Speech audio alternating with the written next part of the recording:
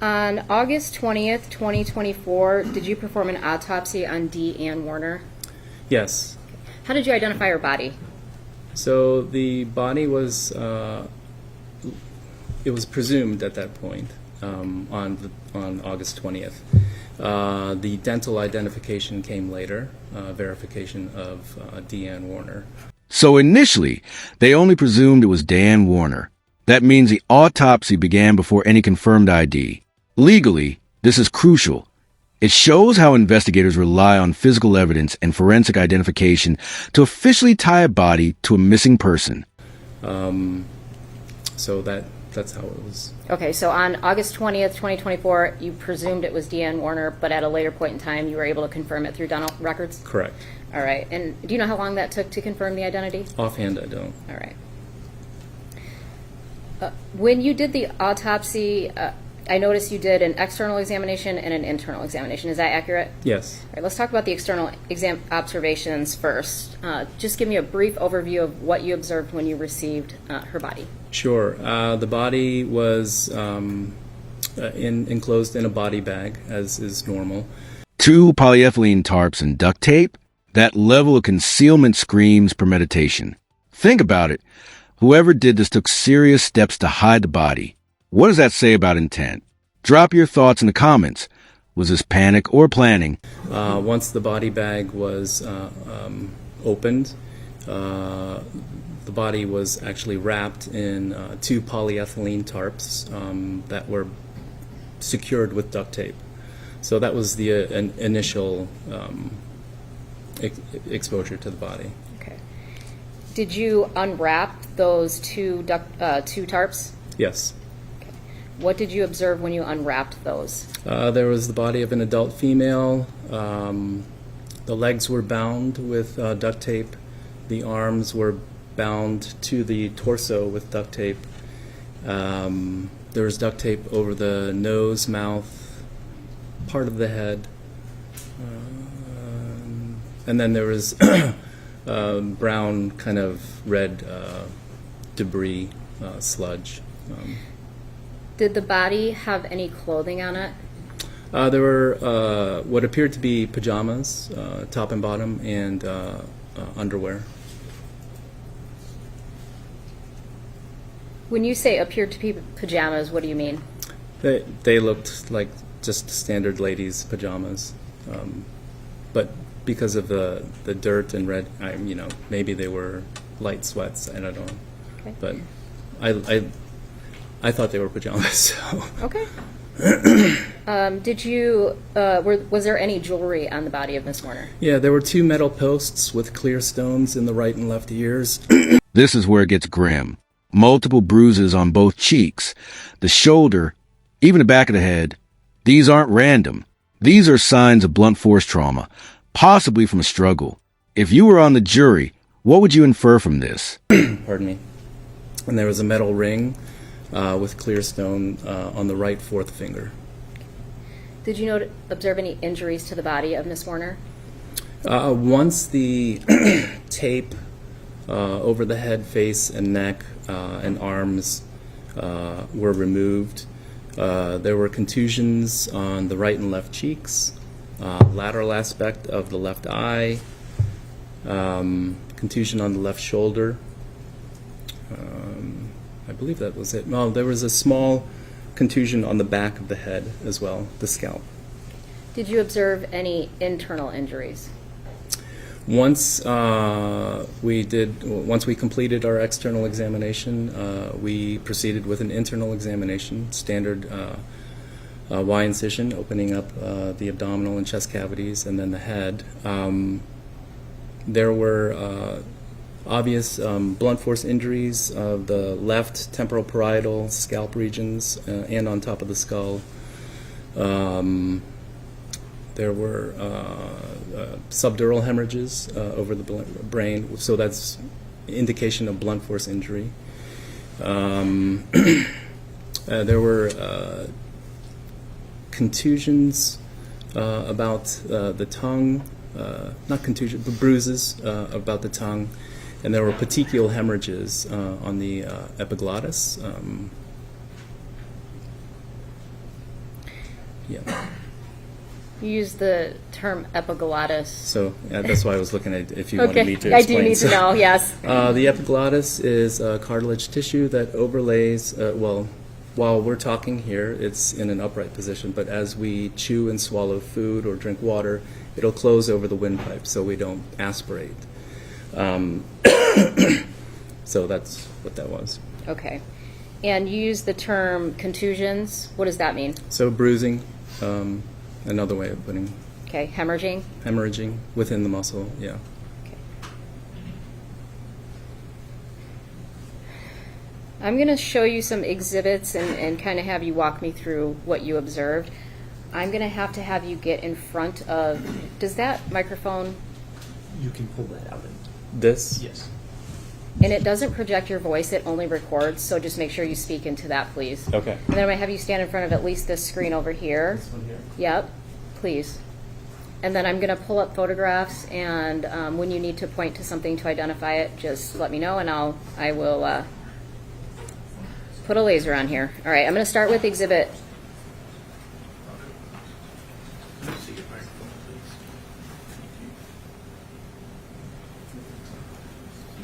Sorry, I'll speak up. Your Honor, Dr. Cho may need to move a little bit away just so the, Yes. yeah, thank you. I'm going to first start with exhibit 127. Do you see that? Yes. Okay, what is that? That's the body within the tarp as we received it with the duct tape. Okay, before you removed it? Correct. All right. Exhibit 128. That's with the tarp being removed from the body and the duct tape around the body. 129. Same thing. Okay. In this one, you can see the top half of her body as well. Yes. The head is here. Okay. 130. This is with the body bag, the tarp removed and just the duct tape around the ankles and lower legs. 131. This is the head, the top of the head, and there's duct tape over the nose and the mouth here. 132. This is just with the duct tape removed. The teeth, I think prominence of the nose is here. 133. This is a cleaned up photo of the head once we've removed the bag and all of the debris. You can start to see some contusions around the right eye, left cheek.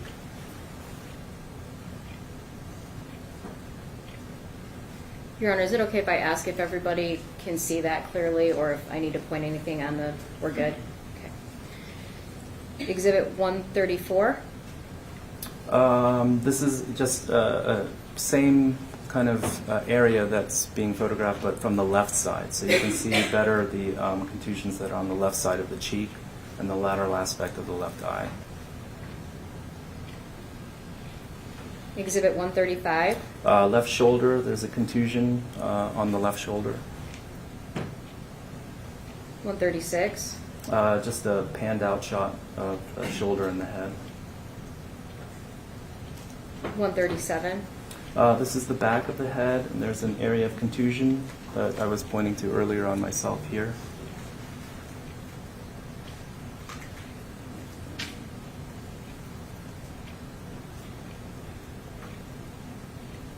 Exhibit 142.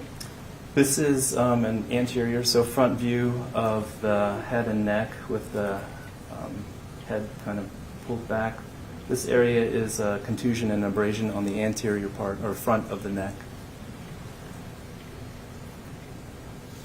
Exhibit 144. This is the metal ring with clear stones I was talking about on the right fourth finger. And I'm sorry, I didn't hear you. Did you say on the right? Right. Right hand, okay. Pardon. Okay, no, it's okay. I'm going to move to the internal injuries. I'm going to have you look at exhibit 138. So this is the top of the head with the scalp reflected back, and we're seeing the top of the skull. This area here is a contusion that's on the skull, so we call that a subgaleal contusion. This is on the undersurface of the scalp, so that's a subcutaneous contusion. More of the same on the back of the head. Let's pause here. The doctor's describing bleeding beneath the dura, the brain's protective layer. In plain terms, this isn't from a simple fall. It takes serious impact to rupture those tiny veins. Combine that with the strangulation later confirmed, and you're looking at a violent assault. As well. 139. This is the right side of the head. It's showing very much the same thing. So on the surface of the skull, there's some contusion, and then on the undersurface of the scalp, there are contusions in that area.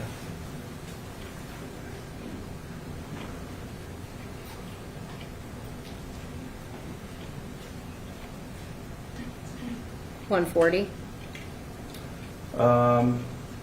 Just a close-up on the left side, really highlighting the hemorrhage that's on the surface of the skull, as well as on the undersurface of the scalp, all indicative of blunt force injury. 141.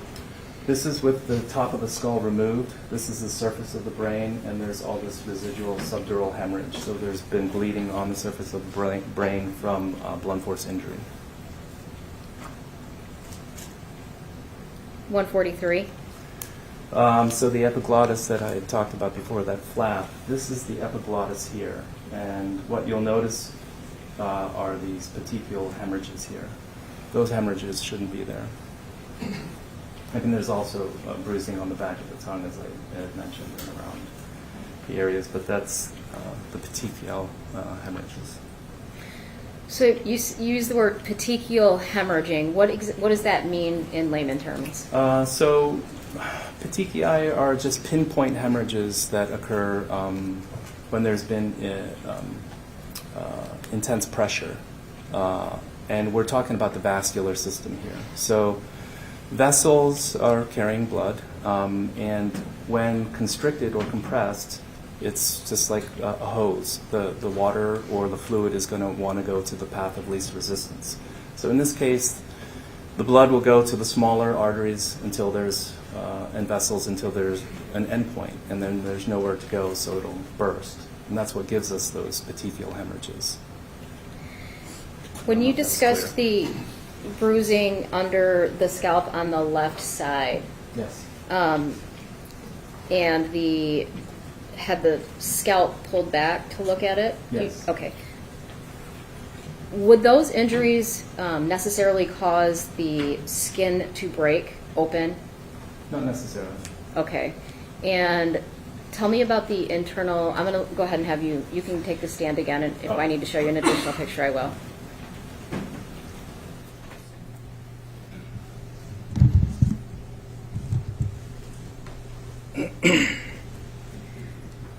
So the photograph of it's Exhibit 141, where the brain bleed that you described. How does that happen? Like, right? How is there a blood on the brain in between is it in between the skull and where is that located? So There it is. The two causes of death, both fatal, both deliberate. In most homicide cases, finding multiple lethal mechanisms shows rage or intent to ensure death. This is an accident. Folks, it's overkill, literally. our brains are covered by dura. It's fibrous tissue. And there are small bridging veins between the surface of the brain and the dura that go through the dura. So when there's blunt force injury to the head, strong enough to tear those bridging veins, that's what will give us that subdural hemorrhage. So it's a subdural, meaning sub, under the dura, but on top of the surface of the brain. I don't know if that was clear. I think so. Yeah. Is there anything about that injury, the brain bleed, that you saw evidence that it would bleed outside of the scalp, if that makes sense? Yeah, no. So there were no skull fractures. So no, it would stay contained in that space. Okay. Were you able to determine a cause of death in this case? Yes. And what was that? Strangulation and multiple blunt force injuries of head and face, I guess. Okay, so you came to two separate causes of death? They both contributed, yes. Okay, could either one of them independently have caused her death? Yes. Were you able to determine the manner of death? Yes. And what was that? Homicide. Did you also do toxicology in this case? Yes. Was there any evidence of oxycodone in Miss Warner's body? No. As a result of doing the autopsy on Miss Warner, are you required to sign a death certificate? The chief medical examiner signs the death certificate. Okay. I author a report. All right. And who is the chief medical examiner in Lenawee County? Dr. John Maino. Maino. Okay. Sorry. And was, thank you. Was one done in this case? Yes. Were you able to determine, well, let me ask you this. CSI, Law and Order, they'd have you believe when you find a body, within 20 minutes, you know the exact date and the exact time of death. Is that how that works? No. Okay, can you explain that to me? How do you determine date of death? A lot of it's multifactorial. It's based on investigation, last known alive, body condition. A sealed ammonia tank. That explains the eerie preservation. Without oxygen, decomposition slows dramatically. But think about it. That means someone intentionally placed her there, knowing it would keep her hidden longer. Creepy and calculated. All of that. Okay, and in this case, People's Exhibit 259. Oh, you can't see that, can you? I can walk up. Should I go? No, I'm going to come to you.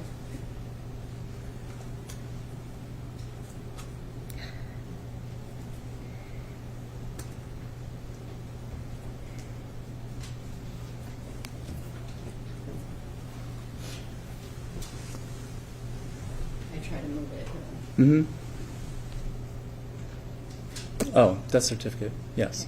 Is there cause or the date of death on there? Date pronounced is August 17th.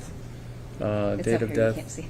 Oh, it's scrolled up. Yep. On or about April 25th, 2021. Yep.